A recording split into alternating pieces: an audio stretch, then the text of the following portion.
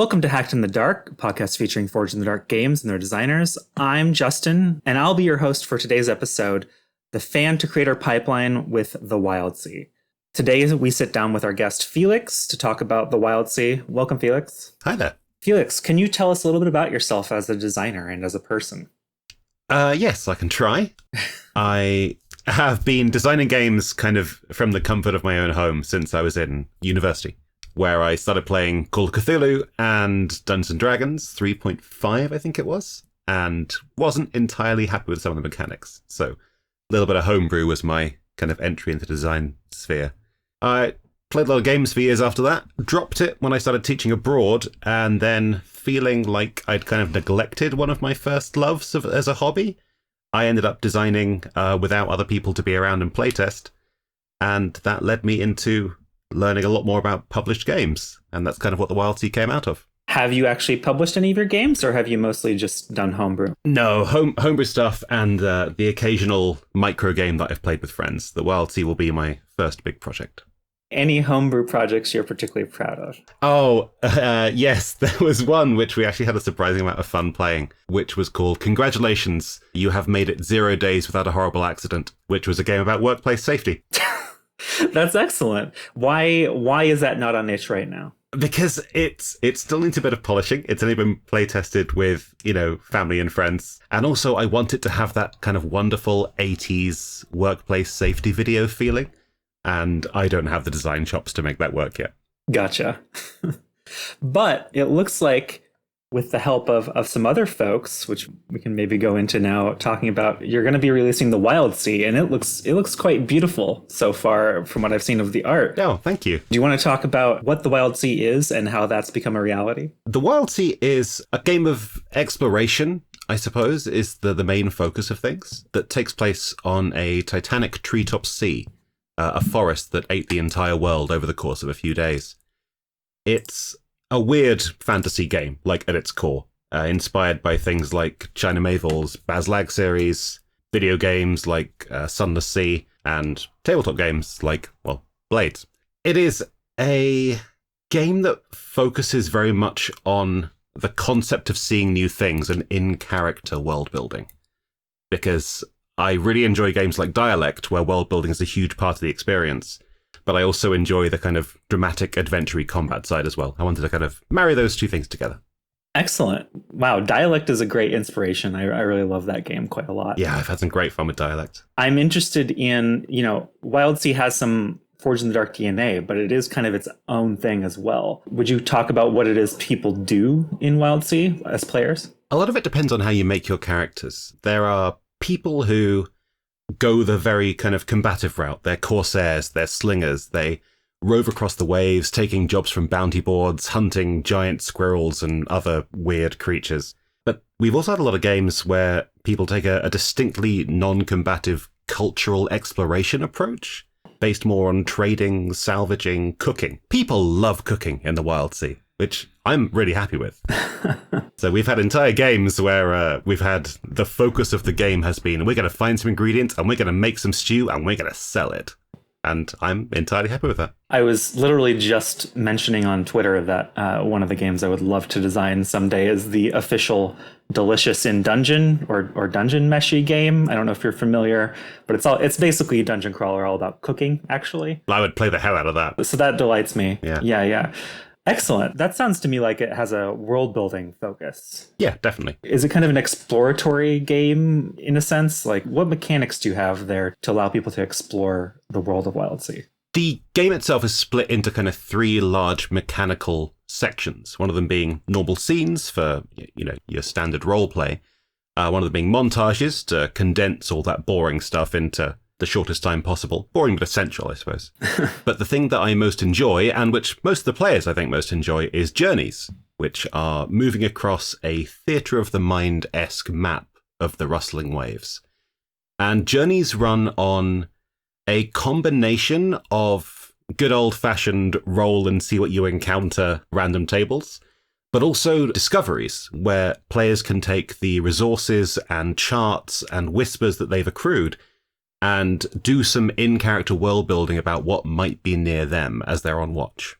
And a lot of the adventure comes from that side of things, from players giving the GM that spark of creativity, saying, I want this little bit to be in the world, and then the group as a whole expands on it and then plays through that scene.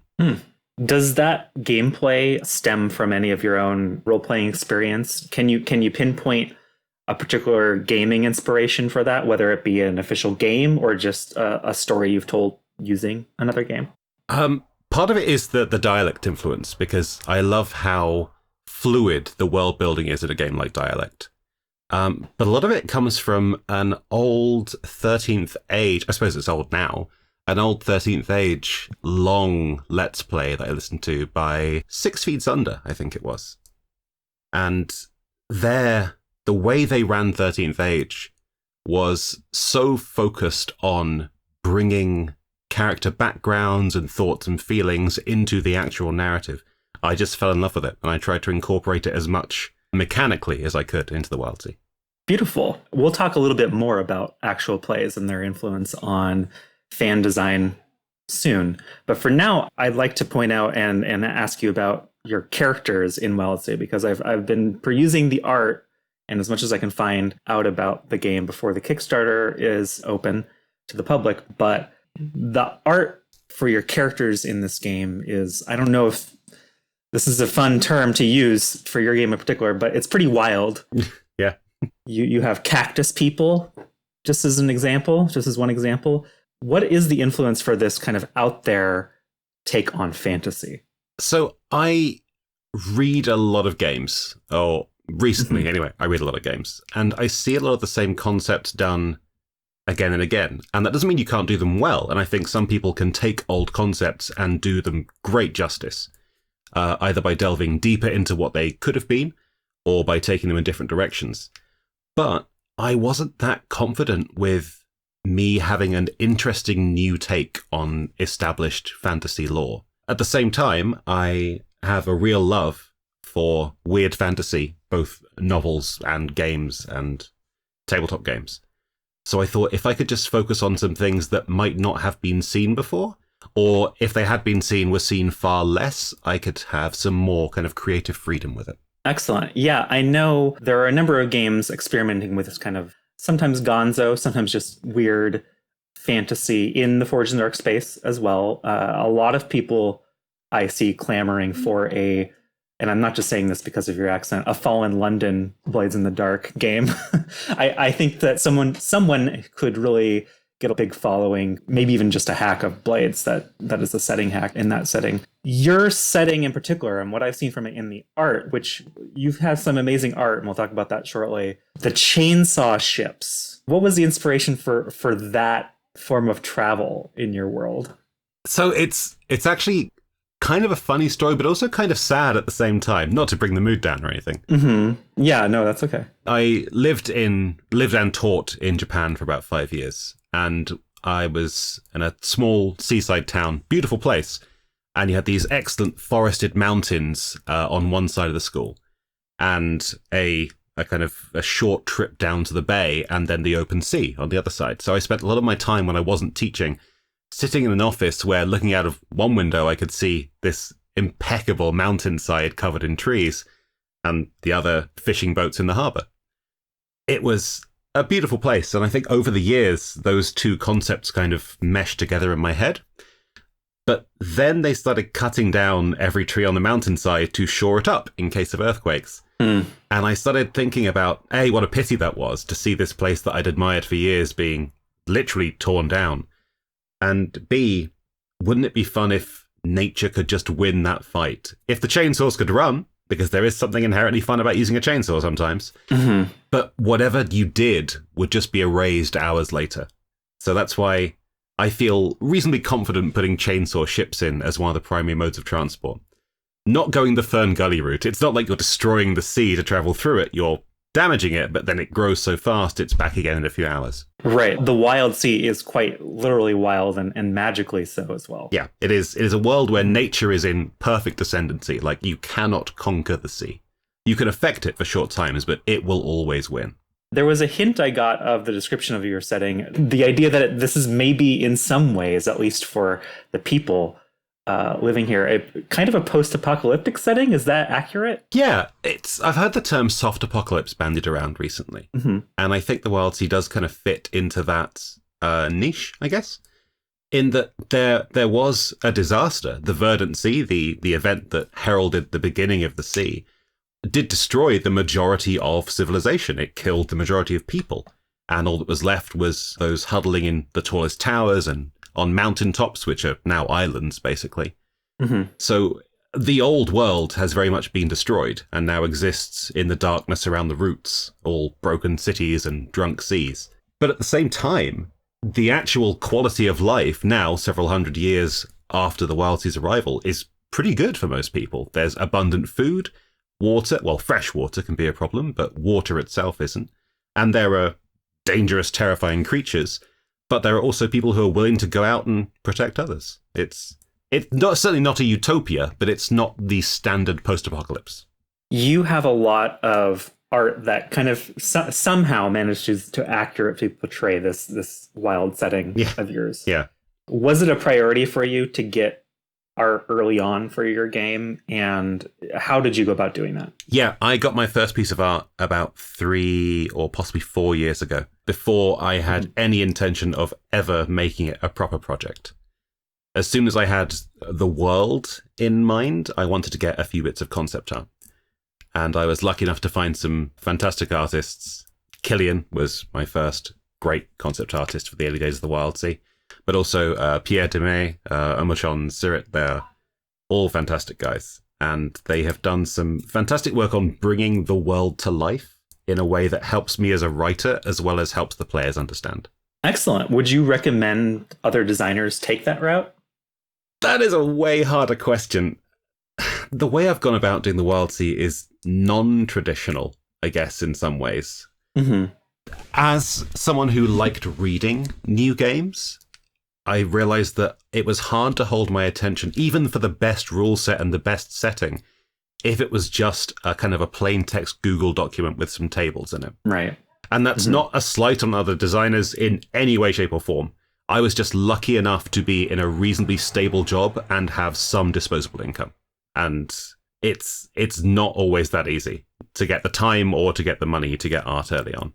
No, I'd agree with that. I know that for myself, I maybe haven't had the money to purchase art of quite the quality that you have produced, but I will say that it has been important for me to create my own quality play sheets and PDFs and stuff like that, just for my own benefit, to feel like I'm doing something that will look good and attract people's attention. So I can understand that need to have something more than just a Google Doc to look at. Yeah, it really is. It's just a problem of how things can keep your attention, because I can be reading the most exciting game I have read, but if it is just a Google Doc, there's nothing to keep me on the page except my own kind of self-discipline, I guess, because you can enjoy something as much as possible, but you need your other senses to be engaged at the same time. I need that part of my brain that processes images to also be engaged. Plain text just gets kind of boring after a while. There are games out there that make it work. Microscope comes to mind by Ben Robbins, but it's also very short. Yes, it's true.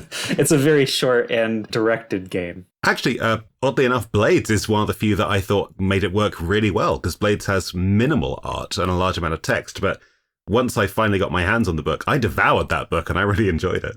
So I agree. There's a lot of talk about which Forge in the Dark game has the best rules layout, so to speak. Some people really praise Scum and Villainy, which I also do. But whatever problems you might have with how Blades lays out the rules, I found it extremely readable. Oh, yeah, definitely. From cover to cover. I didn't have any problem with that. I think a big part of that is that there is a narrative thread running through Blades in the Dark. You're learning more about the setting as the rules are explained. And that's something I've tried to do with the Wildsea as well. I've tried to explain some core concepts early on and then let a lot of the rules and the kind of basic mechanical text bring more of that setting out. And Blades was a big inspiration for that kind of writing. I think that's one of the reasons I enjoyed it. Beautiful. Can you talk more about your rules inspiration? Now, I know Blades is an inspiration. Where does that inspiration lead you in the Wildsea? What do you take from that game? So the very first version of the Wildsea, back before it was called the Wildsea, was a far denser, less narrative, crunchier game, based heavily in D20 and Pathfinder-esque rules, which are rules I still enjoy playing, but I don't feel like comfortable designing. And I was having terrible problems trying to get a more narrative flow into the game and more narrative-focused mechanics, because back when I was designing it, I just had no experience with that kind of game.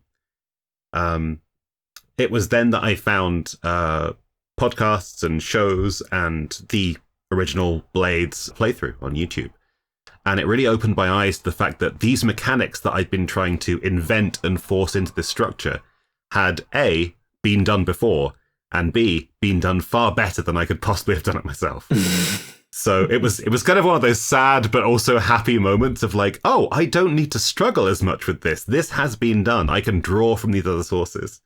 And almost overnight, this kind of huge wealth of extra narrative-style games came into my life, and they completely changed the way I designed. And that was a big mechanical change to the Wildsea, but I think one for the better, definitely. Does Wildsea maintain any of the structures we might be familiar with Forge in the Dark games? Does it have a downtime, for instance? Montages act as a kind of downtime in their way. They are for getting essential, useful things out of the way and character maintenance and things. It follows a similar structure in general to Blades, but the focus is on different areas. So instead of the preparation and those kind of in-between pull discussions, you have the journeying system, which sets up a lot of the world. That is intriguing to me because a lot of folks are interested in how to do travel in Blades, which is, without any modification, is very focused on staying in an enclosed space, right? Yes, yeah. So what is the journey mechanic? What is that like? So at its heart, it's an interplay of two very simple things. One of them being simple rolling on tables, and one of them being who your characters are and what they have access to. To start a journey, you generally head off into the sea with an idea of where you're going, but not always.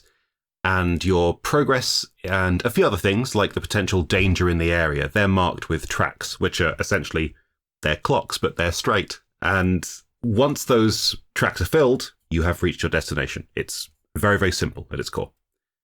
However, filling those tracks is a combination of people going on watch to look out for what is around them in the waves, and choosing the speed of the ship, which changes how you engage with different events and encounters. Going as fast as possible means you will blunder into anything you come across, which can be incredibly dangerous, but does fill that track faster. Normal speed gives you more time to avoid and really take stock of situations before you wade into them. And you can also, if the situation's right, just drop anchor and elect to take a montage and have some character downtime. This actually brings up a question I didn't think to even ask originally when you talked about dialect, but does the Wildsea have rolling? Does it have dice? Yeah, the Wildsea does have dice. Okay. Again, it's a similar kind of dice pool to Blades. It's got that 6, 4, 5, 3, 2, 1 split. Mm-hmm. But it's simplified in some ways. You draw from the environment and from what's in your character sheet to make your dice pool. And then if in situations that are difficult, instead of reducing the number of dice in your pool, you cut a number of results, starting with the highest after you've rolled. It's a mechanic that I'm kind of weirdly proud of because I went into it with a goal in mind, and hearing other people play the game, that goal has been achieved. And it's very rare I can say that was something I've made. If the dice are cut after you've rolled, you see what you would have got. You see what's been snatched away from you. If you had that 6 and then you cut it, you see that 6 physically on the table and you feel that I was so close feeling. And yeah, it's cruel, maybe, but it works. Excellent. To disclose to the audience, one of our co-hosts, Ray, is publishing your game under Mythopia. Yep. He's not here today, but he is kind of an unofficial co-host as he has provided me a number of questions that I think, some of which I would like to ask you. And one is to play on what you just said. You've split up your character creation. Yes. Into something, bloodlines, backgrounds, and aspects. Would you talk about that and why you've done that? I love point buy as far as character creation goes, but I am terrible at making point buy systems. I wanted to have something which was what elements I could take from point buy. So you are essentially choosing to slot together 3 different disciplines. Your bloodline, which is what you are, your origins, which is where you're from, and your post, which is what you do on the ship. And your choices from within those three larger choices, they make most of your character. It just seemed like a good way to have people who weren't nailed down to one specific concept, I guess. Mm-hmm. Because a lot of the character interaction, especially with the world, is based around what is the same as others and what is different from others. There's a big kind of culture clash / assimilation theme to some of the encounters we've had so far. And if you can find those similarities and also play off those differences, you can get a lot done narratively. Interesting.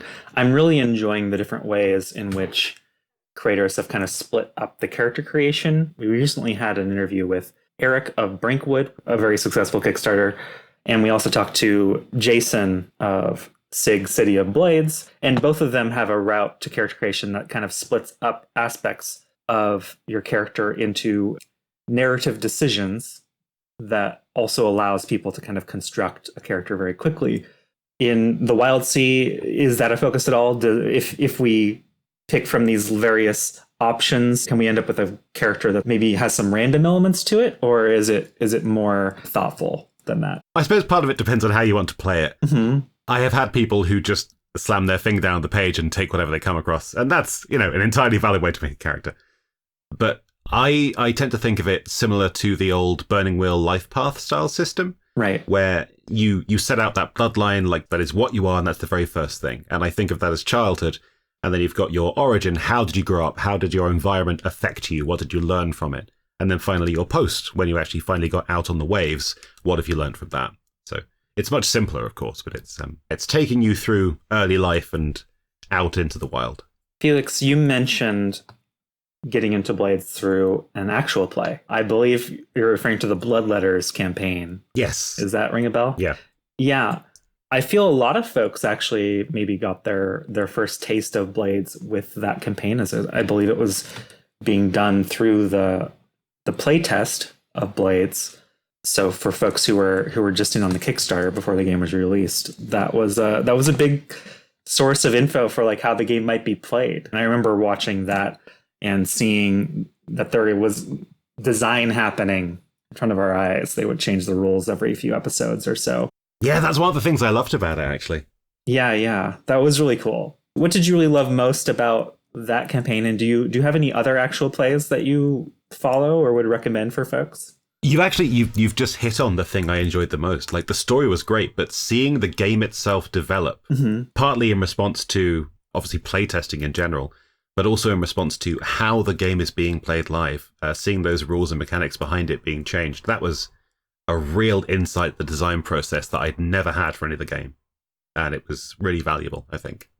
In terms of other things, the Magpies did or possibly are still doing, I've been quite busy recently, so I haven't kept up on a lot of these things, but they did a fantastic mini Blades campaign thing. I think I've listened up to the second season, I think. I don't know if they've done more. I believe that they're still going. Oh, that's great. Yeah, and yes, everyone I know who is a fan of the Magpies, recommends them with the highest of regard. And for anyone interested in Forged in the Dark games, I definitely recommend that podcast, among others. Yeah, definitely. What is it that you look for in an actual play, personally? That's kind of a hard question. Partly it is, maybe it sounds bad, but the quality of the role play. Because I can hear people play games from a variety of sources, but I don't just want to hear someone play a game.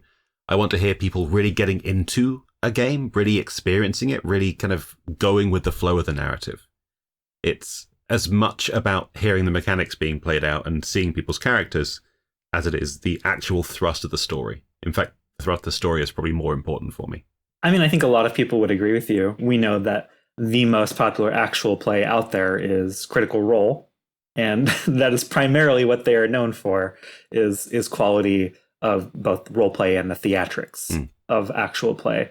So whether or not you are personally a fan of that show, I think a lot of folks would agree with you. Do you watch shows on Twitch at all? Do you have any other sources that you go to for actual play, or are you primarily a listener? Twitch is a pretty new thing for me. So I've seen a few, but not many. Normally it's through searching podcasting aggregation type services. Right. Or YouTube. I've watched a lot of things on YouTube too. Yeah, a lot. I mean, a lot of that stuff goes to YouTube eventually. Yeah, YouTube is the lonely designer's friend, because as you're sitting there writing mechanics and setting stuff, you can just have it playing in the background and you can learn as you go. You don't have to have anyone actually watch your actual play. It's true. That's true. Yeah. just toss it on YouTube. We actually have our own actual play that we've been doing that we recently have been posting to YouTube, so people can check it out. But I wonder, is there an actual play of the Wildsea? Or do you have plans for one? There's not, but we're actually doing one in about 3 hours from now. Oh, that's your first episode. Yes. Yeah, it's it's from a lovely podcasting crew called Don't Forget Your Towel. They're really great. Mm-hmm. And it's going to be my first foray into recording games and putting them out into the public, which is very scary. You know, your game is very grand in its scope, as far as at least the art would suggest so, but I'm happy to have a designer on who maybe hasn't done another game before. We're planning on having more of that actually in the future. It's definitely the illusion of competency. Like, I am so new to everything, and people have said repeatedly, like, the design work is really nice, the art is fantastic, and I mean, the artist did a great job, but as far as the design and the layout and everything else, that's just me throwing things at the wall until something sticks. That's just an iterative process over the past few years. Mm-hmm. So that sounds familiar. Yeah, when people compliment me on that kind of thing, which is rare, but it does happen, which is nice. It really is the kind of thing I don't have much of an answer for other than thanks. Yeah, I'm no expert in anything. The episode title today is The Fan to Creator Pipeline. And we've talked just a little bit about how you've been a fan for many years. Yeah. And I will say that I think that a number of Forge in the Dark designers start before they have played the game. You rightfully pointed out homebrew creation as a valid form of design. In that sense, you do have experience. Where do you think that your fandom of RPGs lies? Like, where does that come from? Where does it live now? And how has it kind of led you to become a designer who's actually going to produce something? That's a tough question. That's a big question, I know. That is a really big question. One of the reasons I got into tabletop roleplay in the first place was because I enjoyed fantasy and I had a weird love of drama, and it seemed like a natural marriage of those two things. But I ended up really enjoying the design side almost more than the play side, because playing is limited to the time you can get everybody together. And I wanted to experience and, I suppose, how can I say it? Like both experience and meddle with things, just to see how they work, tinker with stuff, I guess. Even in times where I was bereft of another group to play the rest of the game with. So I think that led me into going more into the design side than the playing side. And then, of course, when I moved countries, there was a massive language barrier to any kind of actual in-person get-together. So design became my outlet for tabletop stuff. It was just the way the world changed, I guess. There's something about design that I know for myself feels like maybe an expression of my fandom of RPGs. In the same sense that people will critically evaluate media, critically evaluating games and game design, especially ones created by self-described amateurs or indie creators, kind of lets you realize that you yourself could be doing the same thing. Yeah. And I think that it's an important entry point for a lot of folks. Would you say that that's kind of how it developed for you? Yeah, I think that's true. Mm-hmm. Especially for me. As I said, a lot of the mechanical side of the Wildsea changed. But one of the few things that didn't change that much was the system of drives and mires, which is, what your characters want to achieve and the ways your characters can experience the darker side of themselves. Ooh. And that was made in a kind of in answer to Call of Cthulhu's old, it's probably a much older version of Call of Cthulhu now, but their sanity system, because I loved the sanity system, but I just didn't like the way they handled it. I love the concept, but not the execution. Right. And so with Drives and Mires, the Mire side especially is my own version of the sanity system.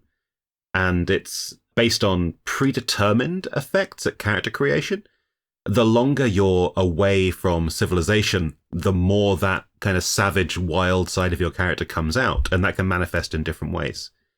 And knowing what might happen to you gives you a heads up on how you might want to roleplay that in a situation, and also lets you choose the most narratively appropriate Maya to mark and then have to roleplay, given the situations you're in. So it's just that extra layer of personalizing a character. Yeah, it came out directly because of wanting to make my own sanity system, because Call of Cthulhu, great, but just not quite for me. Is that something that the players get to decide what will happen to them? Yeah, there are examples drawn from each of the background choices, the bloodline, origin, and post, but you can also make your own entirely unique ones. An appropriate choice for something that isn't a horror game. Yes, yeah.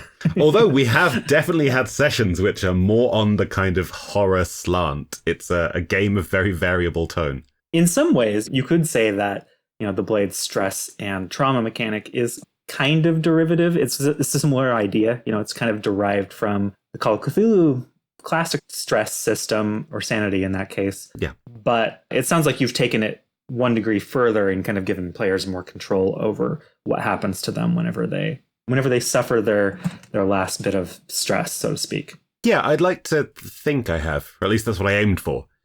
There's a lot in it that is about giving players narrative control over things that a lot of games take control away from players. Like, for example, there's no inherent character death mechanics. They just don't exist. You can fully mark every single track on your character sheet, and you can have almost nothing left. But there is nothing that will officially kill you until you narratively decide it's your time. There is always a way back if you want that character to survive. Because death should be a narrative event, not a mechanical one, I think, anyway. Is this Meyer system something you've playtested yet? Yeah, it's actually worked really well. It still needs some fine-tuning. Do you have any favorite moments? Yes, I do.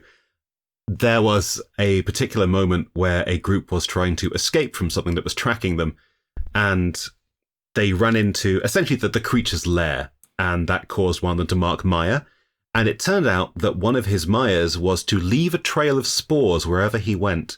And of course, he marked that one, which massively complicated the game for them, but was such a narratively appropriate thing to do. And yeah, it made the story of the game better. Made their experience far worse in terms of the actual characters, but made the story better. Do you have any other mechanisms to kind of encourage that reckless kind of play?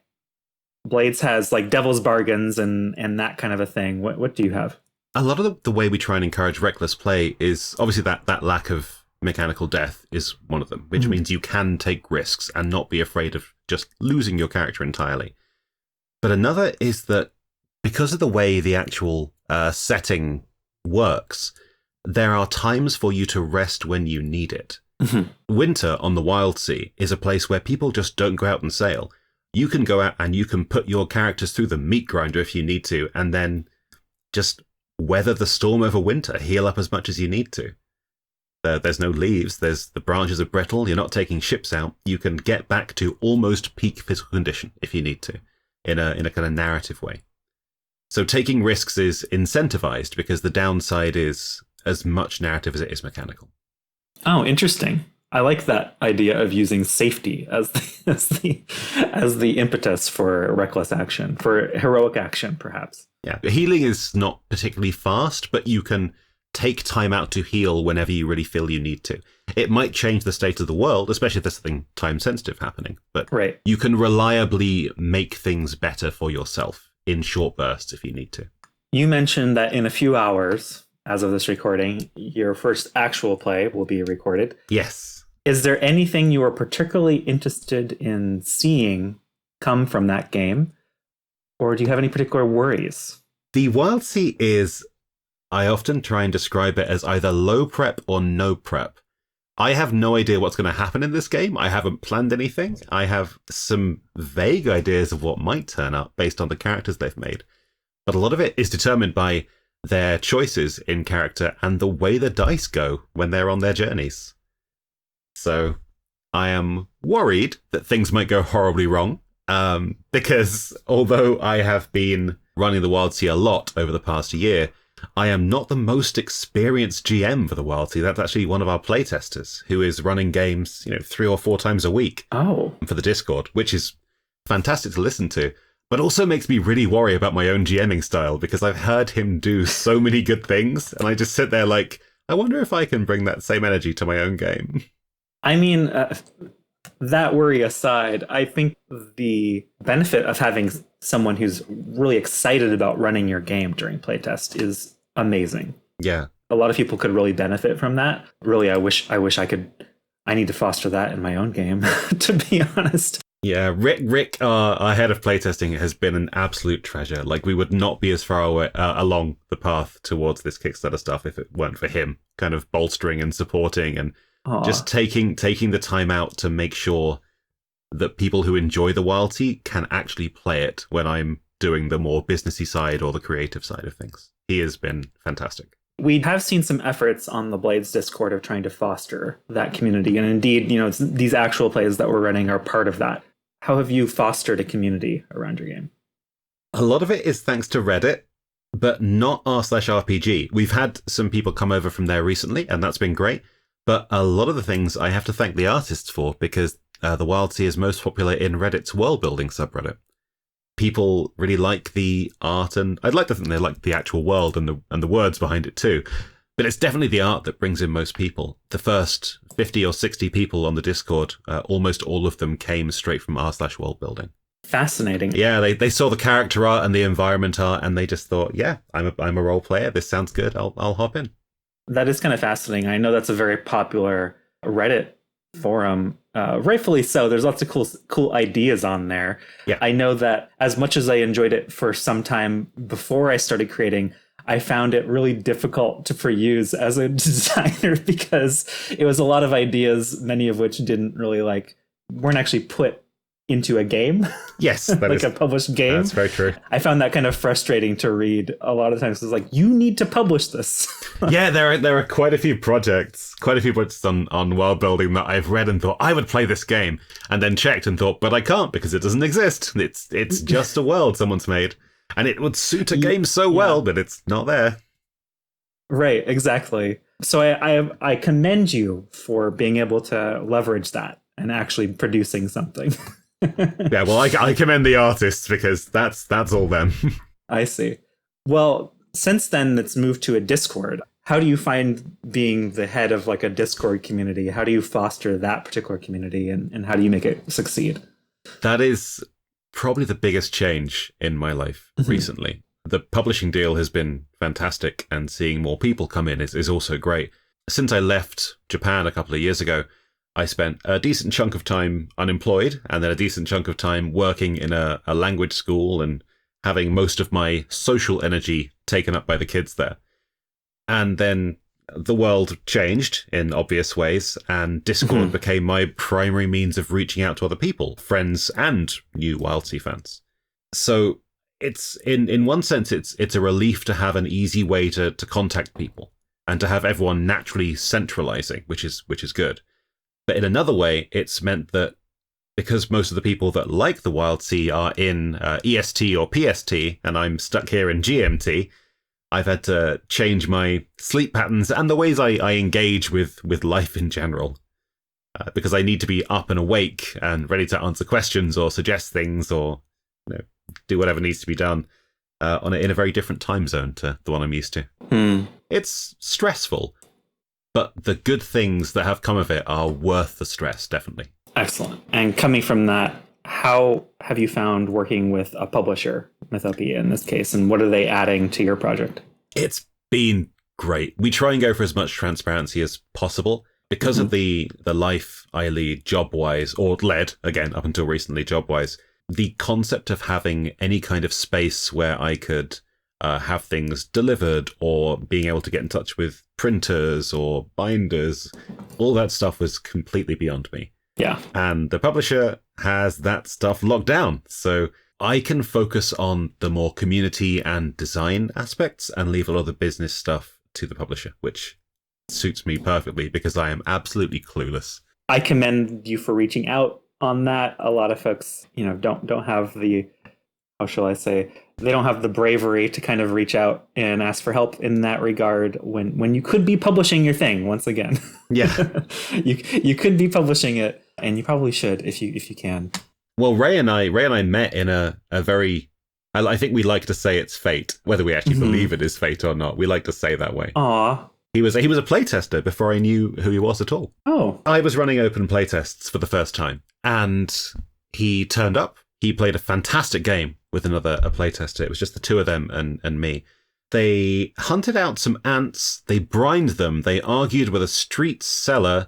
They made soup. They sold it. They had their soup stolen by urchins. They chased urchins and had this weird marketplace rooftop chase thing going on. It was a really fun game that didn't focus on the kind of traditional combat side of things, which I loved.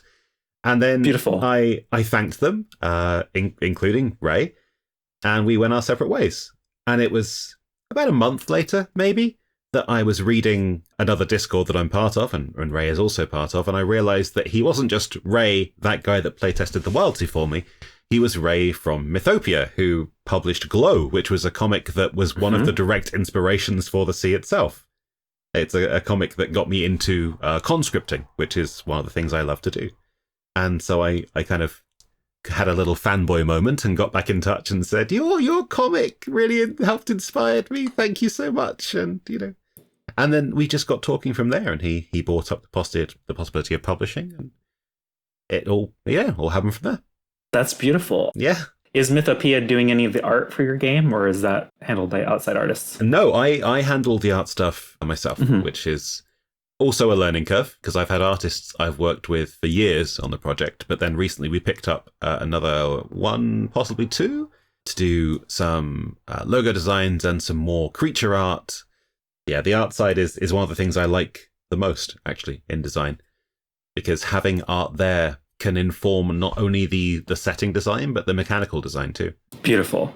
Yeah, I would recommend, especially if you're just publishing a small game, look into how you can do that yourself. But for a big project like this, especially whenever you're jumping right into it, definitely look into small publishers like Mythopia, etc. Not just Evil Hat. More people than just Evil Hat publish Blades in the Dark games. In fact, I think at this point they're a minority of the Blades in the Dark games published. Maybe just barely. Yeah, it makes a lot of logistical sense to look into a larger publisher sometimes. Oh, sure. Because I have problems getting mail delivered to a place, so getting hundreds of books delivered after a printing run is...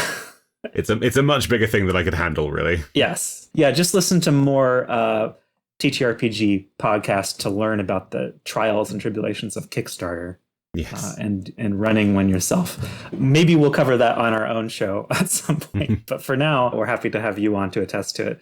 So I want to thank you, Felix, for joining us today and for all your insights into the Wildsea. I'm looking forward to the Kickstarter. Yeah, no problem at all. If our listeners want to learn more about your game and the Kickstarter, where can they go? The best place is probably the official website, thewildsea.co.uk. Our pinned post on there has links to the Discord, to the Kickstarter, everything you could really need. You can also go to the Mythopia website. They have their own Wildsea page too. Anything else you'd like to plug? Anything at all? Okay, one thing. Belly of the Beast, which is an amazing setting-driven game from, 4 or 5 years ago now, published by Sigilstone, I believe. Yeah. And that was another huge inspiration, because it really got me thinking about how can the mechanics draw directly from setting. Fantastic game. We'll never miss the opportunity to talk it up. More people should play Belly of the Beast. Yeah, that was another really weird but cool setting. It takes place all inside a big monster, right? Yeah, it's such an original setting, and it works so well. And it seems like the kind of book you could really just port to whatever your favorite game is, too, as far as how rich the setting is. It can be used all. Yeah.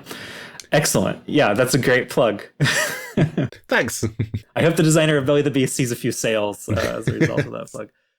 Well, this has been a great episode of Hacked in the Dark, a podcast featuring Forged in the Dark games and their designers. Again, I'm Justin, your solo host for today. And remember, when it comes to design, we all began our journeys as hacks in the dark.